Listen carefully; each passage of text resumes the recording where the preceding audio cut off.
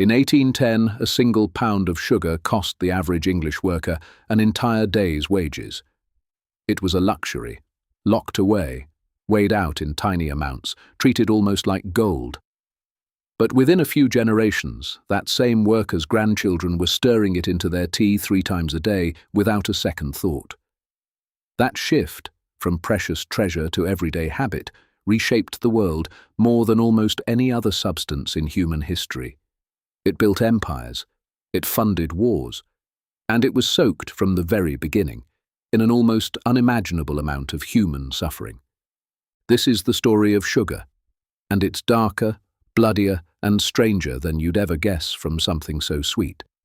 Because to understand how a simple grass conquered the entire planet, we have to follow it across 10,000 years, from a jungle in the Pacific to the courts of kings to the most horrific labor system ever built, all the way to the can of soda sitting in your fridge right now.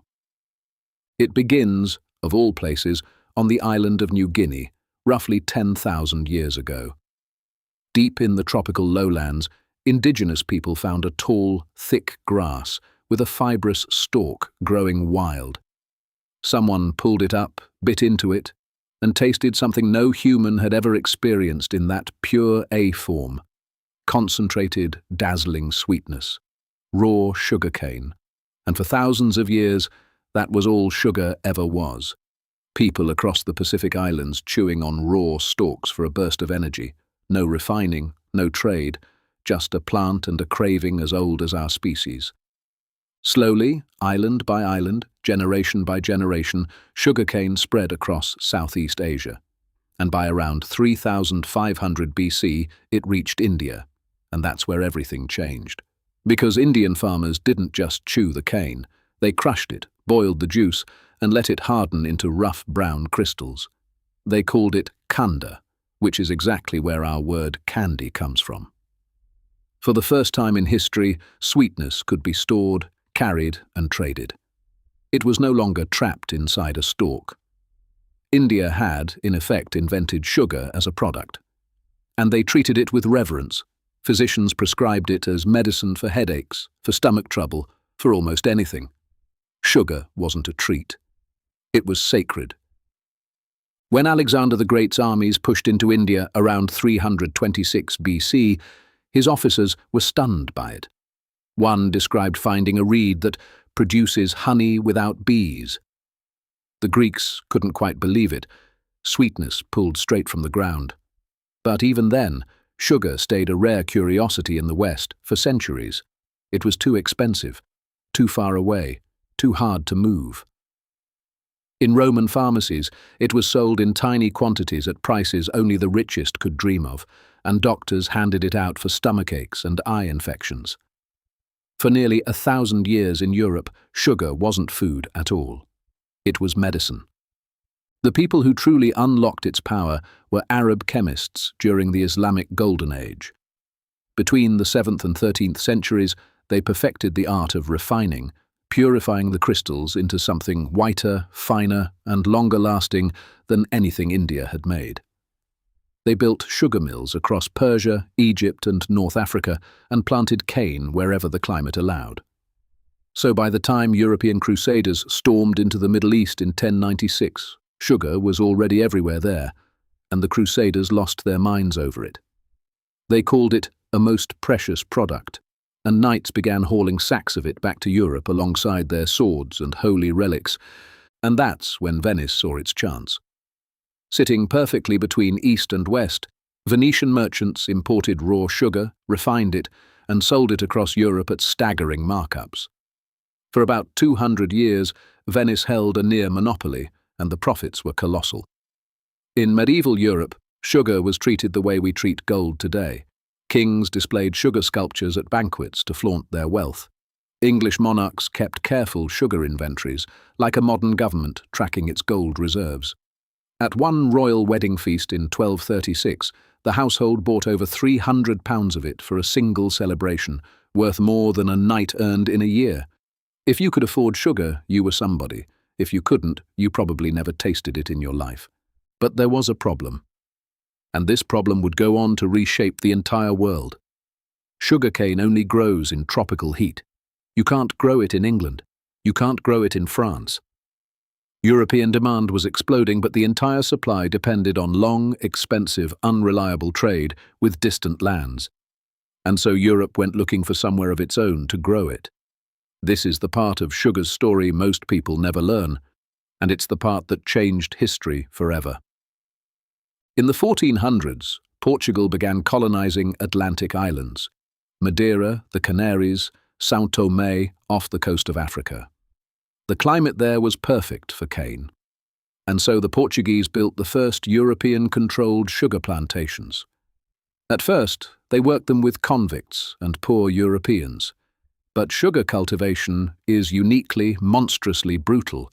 Planting and harvesting and processing cane means backbreaking labor in blistering heat, often 18 to 20 hours a day during harvest.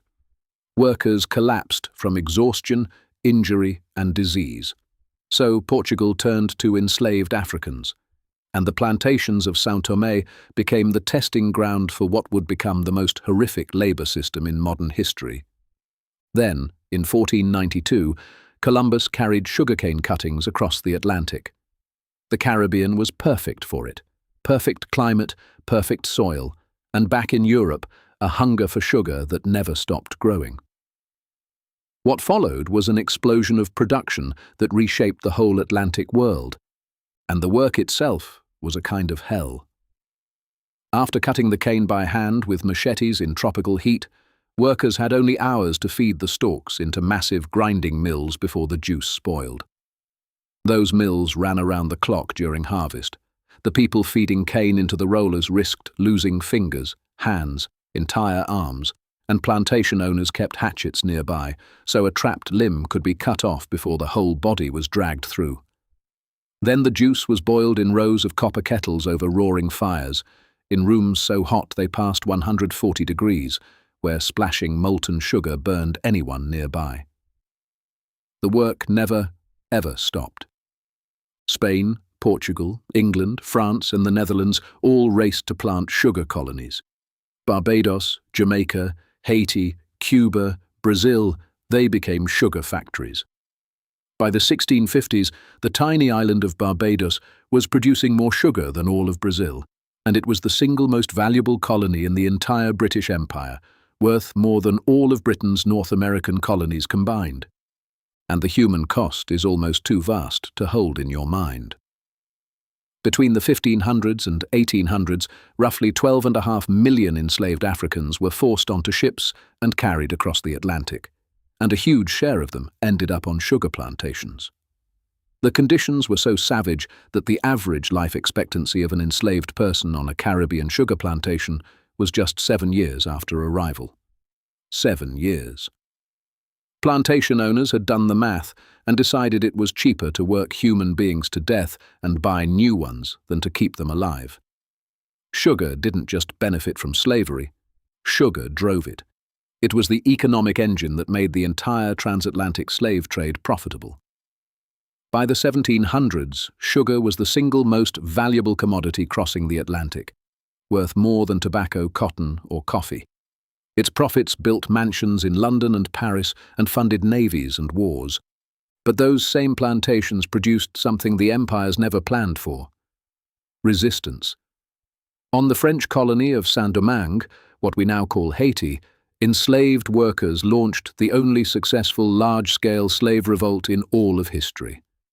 In 1791, hundreds of thousands rose up, burned the plantations to the ground, and fought a 12-year war against the French, Spanish, and British armies. By 1804, they had won. Haiti became the first free black republic in the Western Hemisphere, and it was born on sugar plantations. The shockwaves were enormous.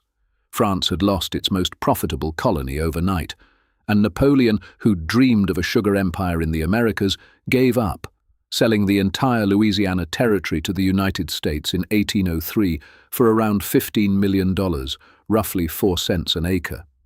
Partly because without Haiti's sugar money, holding that vast territory made no financial sense. Think about that. Sugar's collapse in Haiti literally doubled the size of the United States. Napoleon had another problem too. Britain's navy had blockaded French ports and cut off Caribbean sugar entirely. France needed sweetness, and it needed it from home. So Napoleon turned to an unlikely plant. The humble sugar beet, which a German chemist had discovered, contained the very same sugar as cane. Napoleon poured resources into it, ordering tens of thousands of acres planted. And it worked. By 1813, France was producing millions of pounds of beet sugar a year. The monopoly that tropical cane had held for thousands of years was suddenly broken. That kicked off a rivalry that lasted over a century. Tropical cane against temperate beet, Caribbean colonies against European farms. The competition drove prices down and production up, until by the mid-1800s sugar was cheaper than at any point in human history. And cheaper sugar meant more sugar, in more products, eaten by more people. The Industrial Revolution poured fuel on the fire. Steam-powered mills crushed cane faster than any animal ever could. Railroads hauled it in hours instead of days, and refining improved until sugar came out blindingly white, a symbol of purity and modern progress. And then came the marriage that would define how the modern world eats: sugar and tea. Britain was importing huge amounts of tea from China, but tea is bitter, and adding sugar made it perfect for working-class tastes. By 1850, British workers were drinking cups of sweet tea every day, and the government deliberately lowered sugar tariffs to keep the working class fed and productive. Cheap sweetened tea became the unofficial fuel of the British Empire. And there was a dark logic to it. Sugar gave exhausted factory workers fast, cheap calories, so industrialists could keep them running on sugary tea and jam sandwiches instead of real meals. Sugar had become the fuel of industrial capitalism itself. Then came Coca-Cola in 1886, selling millions of bottles loaded with sugar. Candy bars appeared. Breakfast cereals went from plain oats to sugar-coated creations. And sugar consumption climbed to levels no civilization had ever seen, until by 1970, the average American was eating over 100 pounds of sugar a year. 100 pounds, the weight of a large dog, per person, every year. And here's the part that should genuinely make you angry. As early as the 1950s, the sugar industry's own internal research showed strong links between sugar and heart disease. Instead of warning anyone, they buried it. In 1967, the Sugar Research Foundation quietly paid 3 Harvard scientists to publish a review that downplayed sugar's role in heart disease and blamed dietary fat instead. It ran in one of the world's most prestigious medical journals, and it shaped nutrition policy for decades. For 30 years, the public was told fat was the enemy. Food companies stripped fat out of their products and replaced it with sugar. The result was an explosion of obesity, type 2 diabetes, and heart disease that killed millions. And the industry had known all along. They had the data. They chose profit. It was the tobacco playbook applied to food. Create doubt, fund friendly science, bury the truth. And while all this was happening, a new, even cheaper sweetener quietly took over: high-fructose corn syrup. By 1984, both Coca-Cola and Pepsi had switched to it in America, and within a decade it was in nearly every processed food and drink in the country. Americans were consuming more sugar than ever, and most had no idea. Today, the average American eats about 17 teaspoons of added sugar every day, double or triple what health authorities recommend. And it hides everywhere, in pasta sauce, in bread, in salad dressing, in yogurt.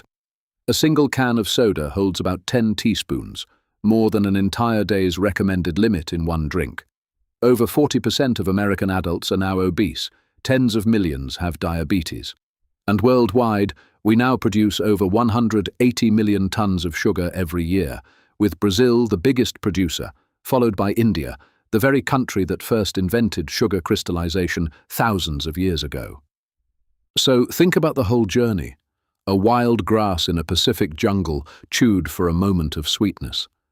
It became sacred medicine in India, gold in medieval Europe, and then the engine of the most brutal slave system ever built. It doubled the size of a nation, fueled an empire, and finally conquered our own bodies, hiding in nearly everything we eat, quietly shaping the health of billions. Not bad for a stalk of grass. And that's the strange, uncomfortable truth about sugar. The sweetest thing humans ever found turned out to carry one of the heaviest costs in all of history. If you found this as fascinating as I did, subscribe, and tell me which part of sugar's story surprised you the most. We'll keep uncovering the hidden history behind the everyday things you never think twice about.